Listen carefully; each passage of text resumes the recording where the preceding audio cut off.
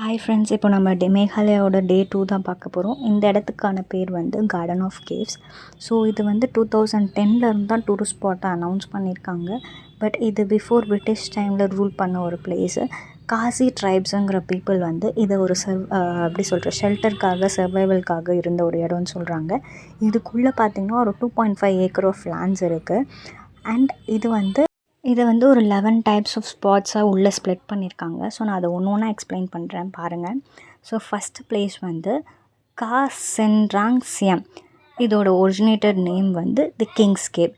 இது என்னென்னா, இதுதான் அந்த ஸ்டார்டிங் பாயிண்ட் ஆஃப் தி வே. இதில் வந்து நிறைய லைம்ஸ்டோன் ராக் நீங்கள் பார்க்கலாம். அது வந்து ஒரு ஹிடன் பிளேஸாக வந்து ஏன்ஷியன்ட் டைம்ஸில் அந்த காசி ட்ரைபல்ஸ் வந்து யூஸ் பண்ணியிருக்காங்க. செகண்ட் பிளேஸ் பேர் வந்து, அதாவது செகண்ட் ஸ்பாட் பேர் வந்து சம்சியம் ஃபால்ஸ். இது வந்து டைரெக்டாக வந்து கிங்கோட கேவுக்கு கனெக்டாக இருக்குதுன்னு சொல்கிறாங்க.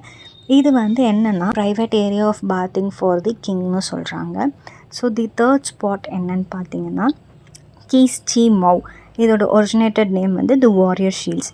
இது என்னென்னா குரூப் ஆஃப் சாண்ட்ஸ்டோன் பில்லர்ஸ் இருக்கும் அந்த இடத்துல. அது வந்து நேச்சுரலாக வந்து விண்ட்னாலையும் வாட்டரோட எரோஷன்னாலையும் அது ஃபார்ம் ஆகியிருக்கு. ஸோ இது வந்து பார்த்திங்கன்னா உங்களுக்கு ஒரு எப்படி சொல்கிறது, ஒரு ப்ராப்பர் வேவாக இருக்காது. ஒரு ட்ரெடிஷ்னல் லைக் அன்ஃபார்ம்டு ராக்ஸ் மாதிரி தான் இருக்கும். ஸோ ஃபோர்த்து வந்து என்னென்னு பார்த்தீங்கன்னா ரியாத் உம்லுவாய் ஃபால்ஸ் அப்படின்னு சொல்லியிருக்காங்க. இதுதான் இருக்கிறதுலேயே single tallest water fall inside the forest. அந்த இடம் அந்த கேவ்ஸ்குள்ளே இருக்கிறது. ஸோ இதோட ஸ்ட்ரிப்ஸ் எல்லாமே வந்து கிளிப்ஸ் மாதிரி இருக்கும். அண்ட் அதில் வாட்டர் ஃபால்ஸ் வர மாதிரி இருக்கும். அண்ட் இது வந்து ஹிஸ்டாரிக்கலாக வந்து லுவாய் ஹனிபீஸ்னு வந்து நேம் பண்ணியிருக்காங்க. ஸோ நெக்ஸ்ட் ஃபிஃப்த் ஒன் பார்த்திங்கன்னா சின்ட்ராங் கில்ஷும். அதுதான் வந்து அந்த ஸ்பாட்டோட நேம். இது பார்த்திங்கன்னா ஓப்பன் ஏர் வந்து இது ஓப்பன் ஏர்லேருந்து வேறு ஃபார்ம் ஆகிற வாட்டருங்கிறதுனால அதில் வந்து நிறைய மினரல் டெபாசிட்ஸ் இருக்குன்ற மாதிரி சொல்கிறாங்க அந்த இடத்துல. இது ரொம்ப சின்ன இடம் தான், பட் நிறைய வந்து வாட்டர் வந்து ட்ரிப் ஆகுறதுனால நிறைய மினரல் அதுலேருந்து சீல் ஆகுன்ற மாதிரி சொல்லியிருக்காங்க.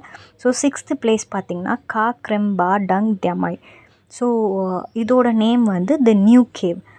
அதாவது ஒரு வெர்டிக்கல் ஷேப்பில் வந்து லைம்ஸ்டோன் வந்து பிளஞ்ச் மாதிரி அங்கங்கே இருக்கும்னு சொல்கிறாங்க.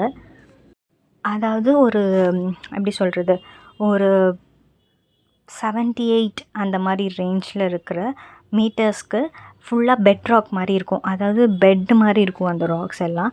இது எல்லாமே வந்து மல்டி லேயர்ஸ் ஆஃப் சாண்ட்ஸ்டோனில் வந்து செஞ்சுருக்கு. ஹெவி க்ளே அதில் செய்யப்பட்டிருக்கு. ஸோ நெக்ஸ்ட் வந்து பார்த்திங்கன்னா seventh one as date falls. இது என்னென்னா ஒரு 60 ஸ்டோன் ஸ்டேர்ஸ்க்கு அப்புறம் ஒரு டீப்பான ஒரு பிளேஸில் அந்த வாட்டர் ஃபால்ஸ் இருக்குது. அது வந்து ரோரிங் மவுண்டைன் ஸ்ட்ரீம்ஸ் அப்படின்ற மாதிரி சொல்கிறாங்க. அதோட அந்த ஊர் பாஷையில் எப்படி சொல்கிறாங்கன்னா டேம் அண்ட் லுவாய் கொலைட் அப்படிங்கிறது தான் அதோட அந்த ஊரில் நேம் பண்ணுறது. ஸோ நெக்ஸ்ட் ஒன் பார்த்திங்கன்னா ஷாய் தே டியாங் அப்படின்னா ரூட் வாட்டர் ஃபால்னு அர்த்தம். அங்கே வந்து உங்களுக்கு வாட்டர் ஃபால்ஸ் வந்து கிளிஃபை ஃபேஸ் பண்ணுற மாதிரி கம்ப்ளீட்டாக வந்து ரூட்ஸ்லேருந்து கொட்டும். அதுக்கு தான் அது வந்து ரூட் வாட்டர் ஃபால்னு மீல் பண்ணியிருக்காங்க. நேச்சுரலாக இருக்கும், ஃபில்டர் பண்ணி வராது. ஓகேங்களா. ஸோ நைன்த் ஒன் வந்து தவாய் தி மெடிசன் ஸ்ப்ரிங். இது என்னென்னா உங்களுக்கு பேம்பூ ஃபுட் பிரிட்ஜை வந்து ஒரு வேலி கேப்பாக எடுத்துக்கிட்டு அதிலேருந்து ஃப்ரெஷ்ஷாக வர்றதுனால அது ஒரு மெடிசன் ஸ்ப்ரிங்னு சொல்கிறாங்க. And next one 10th one பார்த்திங்கன்னா யூ மாவ் தோனத். இது வந்து என்னென்னா ஒரு ஹார்ட் ஷேப்பில் ராக் வந்து நேச்சுரலாகவே அங்கே ஃபார்ம் ஆகியிருக்கு. ஓகேங்களா. ஒரு குட்டியாக ஒரு நம்ம ஊர் பாஷையில் சொல்லணும்னா குட்டை மாதிரி ஃபார்ம் ஆகிருக்கு. ஓகேங்களா. அது பல சென்ச்சுரிஸ்க்கு முன்னாடி அதுலேருந்து வாட்டர் வந்து ஃப்ரிக்ஷன் ஆகுது அந்த ஹேலோட் ராக்கில். அது வந்து எக்ஸாக்டாக ஹியூமன் ஹார்ட் ஷேப், அது வந்து ஹார்ட் ஷேப்பில் இருக்குது அப்படின்னு சொல்லிட்டு நிறைய அது வந்து ஃபோட்டோகிராஃபிக் ஸ்பாட்டாக வந்து யூஸ் பண்ணிக்கிறாங்க. ஸோ 11th ஒன் பார்த்திங்கன்னா மாவ் கிளிங். இதோட நேம் என்னென்னா தி பேபி ராக். இதுதான் வந்து அதில் இருக்கிற கடைசியான ஒரு ஸ்பாட்டு. இதை நான் உங்களுக்கு இதில் அட்டாச் பண்ணியிருப்பேன், நீங்கள் பாருங்கள்.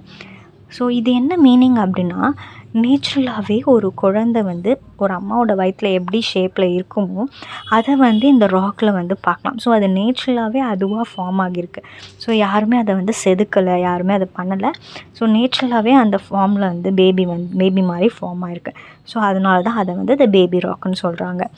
ஸோ அது இல்லாமல் உங்களுக்கு வந்து நிறைய போகிற வழியில் ஃபால்ஸை வந்து போய் பார்க்குறதுக்கு, போய் குளிக்கிறதுக்குன்னு நிறைய எக்ஸ்ப்ளோர் பண்ணலாம். அண்டு ரொம்ப கஷ்டமான விஷயம் என்னென்னா, இதில் நடந்து போய் நமக்கு லிட்ரலாக வந்து இதில் ட்ரக்கிங் போகிற மாதிரி தான் இருக்கும்.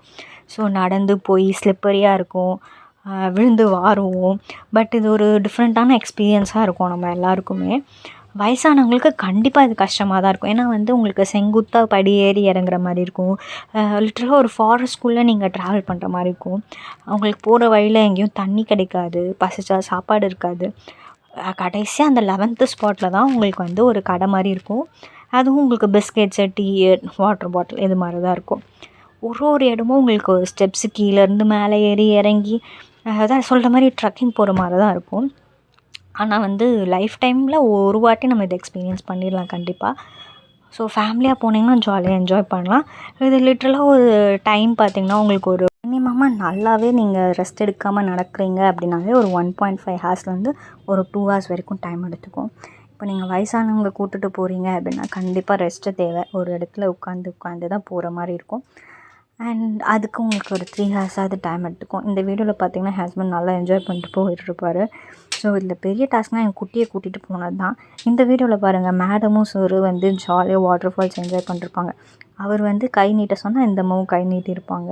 ஸோ அந்த வாட்டர் ஃபால்ஸ் பார்க்க அவ்வளோ அழகாக இருந்தது. நல்லா என்ஜாய் பண்ணுவோம் அந்த தண்ணியில். அண்ட் இதில் இன்னொன்று என்னென்னா, உங்களுக்கு ஓப்பன் டைம் பார்த்திங்கன்னா 8:30 AM morning. So evening 5 PM வரைக்கும். ஸோ 5:30க்கு க்ளோஸ் பண்ணிடுவாங்க. ஏன்னா அது ரொம்ப டென்ஸ் ஏரியாங்கிறதுனால ரொம்ப இருட்டாக இருக்கும். கண்டிப்பாக உங்களுக்கு லேட் ஈவினிங்கில் உள்ளே போக முடியாது. அண்ட் ஒவ்வொரு இடத்துலையும் உங்களுக்கு வந்து ஸ்பாட் மார்க் பண்ணியிருப்பாங்க, எப்படி போகணும் எப்படி வரணும்னு.